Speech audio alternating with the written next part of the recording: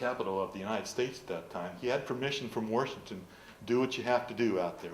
We don't have time to send you, we don't have telephones or anything like that to tell you what to do. So Wayne looked at it. It took 3 days to decide. He talked to his officers, rode up and around again and shook his head, shook his fist at him. And the British in there, they're anxious to shoot him. And so I'm not going to give away what happened. But they retreated. And the Legion moves way down the river, back up the river, I should say, to Fort Defiance. And they refortified Fort Defiance because he saw the artillery that the British had up there. It would have been a bloody attempt to take the British out at that time. They had enough men in there and artillery that we would have suffered a lot of casualties and Wayne took that under consideration. And so when he refortified Fort Defiance, those Indians and British could be coming up here and using that artillery. The fort at the time they left for the Fallen Timbers battle was not that strong. And so they refortified it, and then they traveled upriver heading toward Kekionga.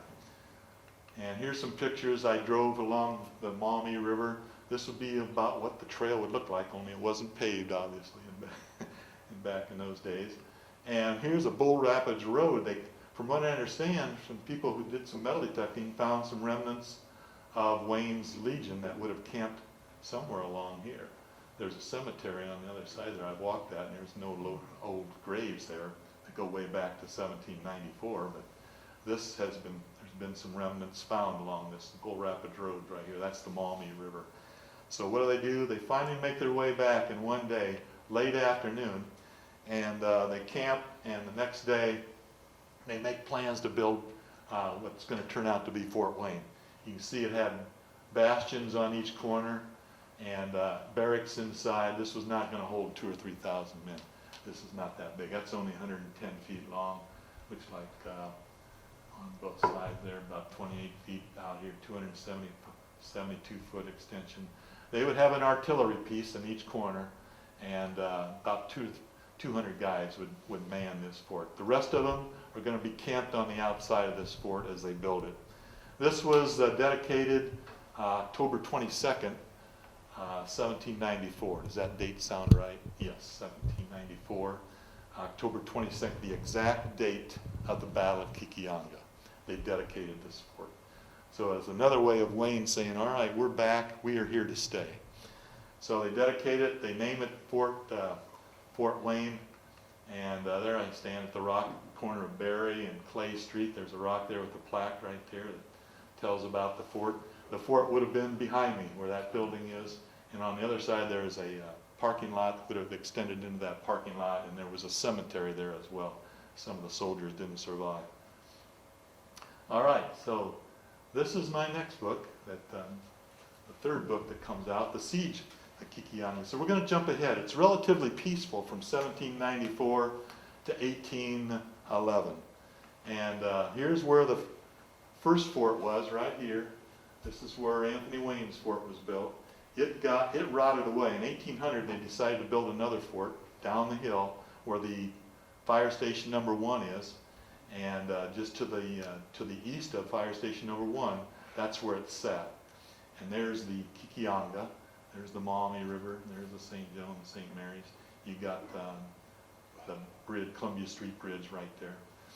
And the fort today, from what I understand, if I remember right, is right in this area. There's a bend in the river. That's Spy Run. No, it'd be right in here somewhere.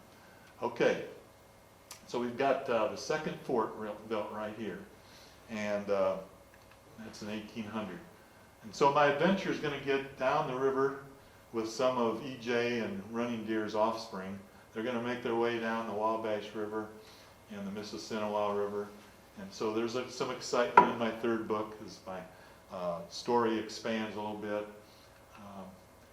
This is called Hanging Rock down by LaGros, Indiana. And that's the Wabash River right there. There's an adventure that takes place on top of that Hanging Rock. And you can climb up there, but there's a little narrow strand. You get up there, there's no guardrail, so be careful if you're going to go up there. I've had a number of people that listen to my presentation that have been up there. You can see a long ways once you get up there, but it's about 75 foot high. you can see how the Indians would value that. Looking up and down the Wabash River, they could see what was coming very easily from up there. And another place down along the Mississinawa River is called the Seven Pillars. And this is kind of a sacred area right here. These are like little caves. Evidently was quite valuable to the Myaami Indians that live along there, and they had some spiritual things. And where I'm standing is Myaami land. They have a little park down there where they do a lot of their ceremonies during the summertime especially. But this is called the Seven Pillars. All right, so we get there. This is Tecumseh now. Tecumseh's taken over leadership from Little Turtle. Little Turtle's aged up, so is Blue Jacket. So Tecumseh is stirring them up, along with his brother, the prophet. And there's William Henry Harrison, who's kind of taken over from Anthony Wayne as far as leadership. He's the governor of Indiana. He becomes the general, and he's going to lead the Americans. This is the prophet. The prophet is Tecumseh's brother. He's got one eye. He's got some spiritual things to him, at least he says. And he was doing some predicting. Now, some people say, well, he could read magazines back in those days and hear about there's going to be a meteor or there's going to be a comet that goes across, because there were some comets that took place. One was real bright, I think in 1811, that everybody said, well, this prophet knows what he's talking about. You know, he predicted that a few weeks ago. And then some other things that he predicted. And also at this time, there were earthquakes taking place. If you remember, in 1811, there was a huge earthquake in St. Louis, or where St. Louis is today, that changed the course of the Mississippi River. So I brought that out in the third story. It shook land all the way up, from what I understand, to Fort Wayne. People standing here at Fort could feel the quaking, and also along the Mississinawa and the Wabash River. And that's clear over there where St. Louis, Missouri is. So I tried to bring that out in the story. My characters have aged up, obviously. And here is the Battle of Tippecanoe. So William Henry Harrison charged the Americans. They're moving up toward a place called Prophetstown. Tecumseh is not around at this time. He's down trying to recruit some other tribes in the southern United States. And the prophet gets excited, and he says, I see this huge army, and he's thinking he's got about 1,000 natives fired up, and they're about a mile away from where Harrison had camped. Harrison shows up with this huge army from Vincennes, and the Indians show up, and they say, what do you want? And we want to talk about peace. And prophet told them, all right, tomorrow we'll talk peace. Well, that night, while they're camped, the Indians surround. Here's the same old trick. They're going to squeeze in on the Americans. So we've got this campsite. See, it's a kind of a weird-looking trapezoid, and almost in a rectangular fashion. There's Major Wells, William Wells' brother from Kentucky, is on this side. William Henry Harrison's got his tents, I should say, in the middle here. He's got wagons, and then he's got cooks. He's got Spencer from the Indiana militia down in this end. And so they get the place surrounded, and a little before daybreak, this takes place. And this is the Americans on the left. The Indians are coming in. But as soon as the sun came up, the Americans were able to take advantage of the Indians. Now, while it was dark, the Indians were penetrating the fortress, the campsite. The Americans had campfires all around the perimeter. Well, as the Americans would stand up, their shadows would cast out there. The Indians could pick them off very easily. So Harrison saw that. He says, "Put those campfires out." So they quickly doused the fires. And then the fighting, it was pitch black. And some of these Indians got inside the camp and made their way. Let's see, where was I going? Made their way inside here, got underneath the wagons, got inside the tents, and there was a lot of hand-to-hand combat inside the pitch black tents. It was just a gruesome thing. I would not want to be involved in something like that. Hand-to-hand combat in there. But by daybreak, we have the Americans taking advantage of the daylight, and they could see the Indians. And so the Americans take advantage of them and push the Indians back to Prophetstown. All right, so there's some other people along the way in my story. This is McConaughey, also known as Frances Slocum. She lived at one time. She was captured from the East Coast from her family as a 3-year-old. and was brought out here, adopted by some families and raised up and spent part of her life in Kekionga, and then married Chief Tippecanoe, if I can pronounce that right, deaf man. He was a veteran of the Battle of Fallen Timbers, and they moved down to the Mississinawa River and lived in a place called Deaf Man's Village along the Mississinawa River. But anyway, Frances Slocum, there's some schools around here named Frances Slocum School. And, but she is part of my story. She was around at that time. And then another character was this guy, Johnny Appleseed. John Chapman was around at that time, so I pulled him into the story. He was doing more than just planting apple trees. He was spreading the gospel. That was part of his mission, even though he was acquiring land. You could acquire land if you planted about 400 trees on about 30 acres and maintained it for 3 years. You could have that land according to the government. And so he was doing things like that, planting his apple trees, and he would have some new settlers take over the land and take care of it for him, and then he'd travel on and plant some more trees. And so he was around here at that time, and every once in a while in my stories he shows up and spreads the gospel to some of my characters. And the pastor was doing the same thing.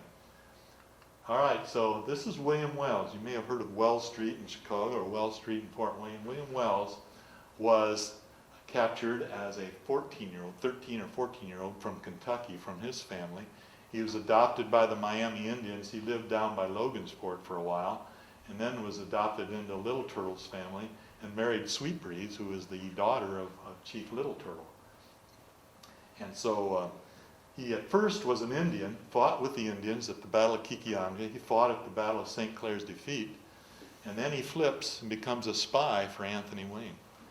And so at this time, in this story now, he's an Indian agent for the Americans and helping out Harrison. All right, so we've got his mission at one time was to go up to Fort Dearborn. He had a niece up there, Rebecca, who was involved, was married to the commander of Fort Dearborn, that's Chicago, and then that didn't turn out very well for William Wells. So this is an artist's depiction on what happened at the battle at Fort Dearborn. All right, so then this fort is the one that was built in 1800. This, I was able to obtain a drawing of what it looked like. This is a drawing from 1808, and I'm not sure where this map came from or where this drawing came from, but I found it at the History Center and got permission to use it from the History Society of Fort Wayne. As you can see, it was a pentagonal, 5-sided fort. Here's a blockhouse there with artillery pieces. Huge one. This would be the St. Mary's River right down here. And it was a huge blockhouse here with some portholes that they could fire their artillery. The infantry could stay in here, the officers quartered here. This map, by the way, is in my third book. See, it's hard to read this script a little bit, but they're numbered, and you can tell what each one. Notice the space between the wall and the buildings. This was the second American fort and what it looked like. Well, this is the fort that was attacked for 7 days by the Potawatomi and the Myaami Indians in 1812, right at the beginning of the War of 1812. For 7 days, the fort's surrounded, and didn't look too good. I mean, they were expecting artillery coming in from the British up the Myaami River, and they had to hang on. Now, they sent out messengers to get to William Henry Harrison, hey, we're in trouble. And but anyway, for 7 days, this fort's under attack.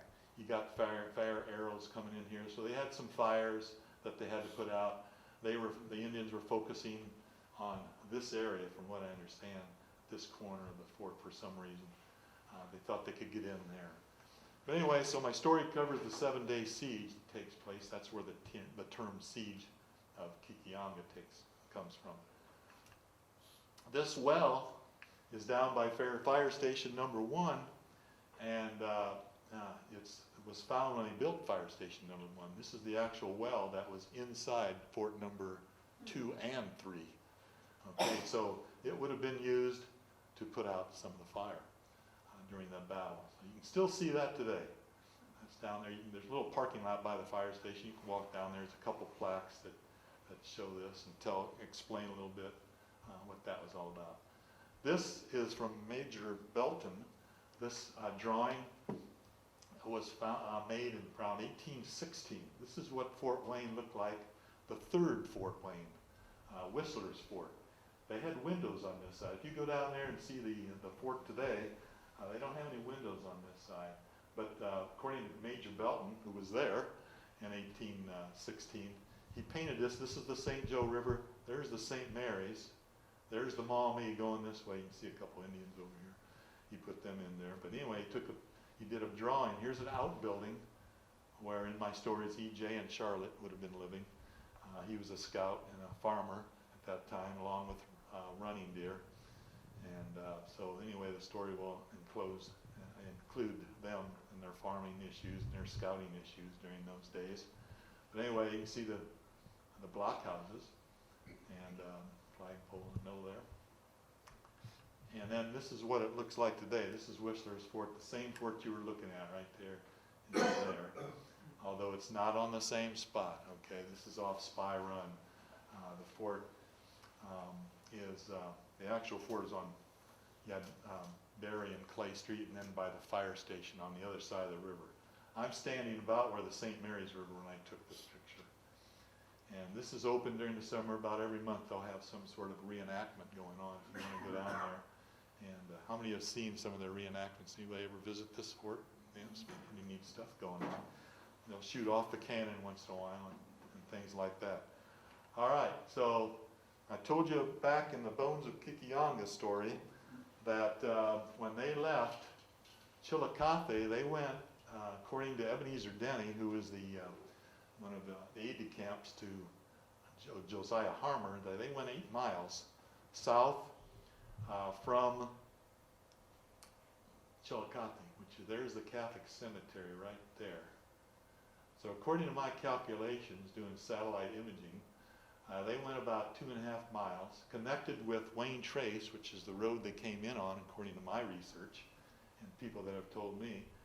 And they went out here, about 8 miles would be about this spot right here. So I've driven that and talked to the farmer that lives there, and there's the spot right up here. And so we've been doing some checking around, and these guys are metal detecting guys, some of the best in the county, that have had, most of them have, all 3 of them have more than 40 years of metal detecting. And we're finding things. And we think we found that campsite. We think we've got the farmer on board. Now, people I've talked to say, you got to take that field down. That might be built up. You get out there with your tractor and plow, take it down a few more feet or a few more inches. These metal detectors can only go down about 10 inches, and they're scraping along. You can see the corn stubble there. But we found these items, and plus a lot of musket balls. But that's a musket ball there. That's a musket ball with teeth marks. What in the world's that doing? 200 feet or 200 yards off Wayne Trace Road. Well, from what I understand, if a guy had a toothache or was nervous or was in a lot of pain, which they had some guys injured from the Battle of Kekionga, they would have been chewing that to take away the pain. That way, they didn't have Novocaine back in those days. So they found teeth marks in this musket ball. There's another musket ball here. But this is the key. This to us is the key. When we found this little button, that's called a tomback button. It would be on the sleeve of a military officer. What's that doing 200 yards off the road? And so was this spigot that was stuck in a barrel, and it was used to perhaps give their whiskey to each of the soldiers as they came up to get their daily ration. So that was out there, the same place we found this little tomback button, and these musket balls were around there. We're not sure what that is. This looks like a printing press item with the number 4 on it. What's that doing out there? I didn't know you probably had printing presses back then, but this was pretty heavy, so I don't know if they used that to hold down their maps or whatever, what they were using at that time or not. I don't know. These 2 things, to us, we're going to get back on there this spring and see what else we can find out there. We think that's kind of exciting. The farmer's on board about it all. He's all excited. He's going to make a nice display case of all the things that we find. And perhaps we'll get a marker put up out there so everybody knows where that spot is. But that would be, there was a creek there, a creek which would be perfect for watering their horses and their cattle that they took along with them, and as well as the troops. You know, high ground here, and they could set up a camp, you know, on the high ground for defensive purposes. And they certainly were expecting to be attacked at one time or another by Little Turtle, but they made their way back to Cincinnati. I'm referring back to the Battle of Kekionga in Harris, or at Harmer at that time. So anyway, that just about concludes. I'd be glad to take on some questions if anybody would like to ask them. Yes? On this site in southeast Allen County, two questions. Are you working with the HPA, Division of Historic Preservation and Archaeology of DNR, because they may have resources, and are you thinking about using ground penetrating radar to see what's down there? We haven't, the second question, we haven't considered that yet, but that could be happening, yeah. That might be a resource. Yeah. The HPA might know how Yeah. to go about that. Right, yeah, and the first question, yeah, we made some contacts there. We've contacted St. Francis. I thought I'd have a connection there being a graduate. That hasn't responded. Ball State hasn't responded. Purdue Fort Wayne hasn't responded to any of my calls. So no one seems to be, I even contacted Manchester and no one's called me back. So I'm kind of surprised at that. But maybe they get calls like that all the time. I don't know. But this to me is kind of cool. It's kind of neat. So what else can I answer? Yes? Hopefully someone in the group can help me remember the last name. There is a Myaami Indian history person. Her first name is Danny, D-A-N-I. Danny. Danny Tippman. Yes, I've talked to her. Have you been in contact with her? Yeah. Okay, very good. Yeah, I try to be, in my story, I try to be as fair as possible to both sides. So that's why I added a character and his girlfriend with the Native Americans and a young boy and his Uncle Isaac for the American side. And it kind of, my stories weave back and forth. So you're listening to what the Americans are talking about and you're listening to what the Indians are talking about and trying to be fair because, I mean, it was a horrible situation for the Native Americans to have this huge army come in here and cause the problems that they did. Not once, not twice, but 3 times. So you can understand why they fought so hard for their land. Thank you. One other quick question. Sure. And if everyone can picture in their minds, they don't have to go back to the slide, where you've got a picture of Anthony Wayne that's in downtown Fort Wayne on his horse. Right. There's a piece of wood that's sculpted into that. Do you know, is that representative of the Battle of Fallen Timbers, or is it merely decoration, or does anybody in the room know that? I'd have to take a closer look at that. Anybody else notice that? Yeah. Yeah. Good question. A log there, maybe that is a reminder of the Battle of Fallen Timbers. That was a huge event at that time. People on the East Coast were totally relieved. Wayne went back, eventually made his way back to the East Coast and was considered a hero. And he was in the newspapers at that time. Great relief from that victory at Fallen Timbers. That was huge at that time. Of course, it wasn't so huge to the Indians, of course. That was turning point in the Indian Wars was the Battle of Fallen Timbers. Anything else? Yes. You mentioned some bones that were found along the Myaami River. Yes. Do you know if there was any DNA testing on that? I am not aware of anything like that. Because I do have an ancestor that, according to family legend, died and was buried on the Myaami. Okay, that's cool. You know where? For sure? I don't know exactly Yeah. where. I don't know whether it was 1791 or 94. Okay. So when, my story begins when they found bones in Lakeside neighborhood. Is about where that musket was found.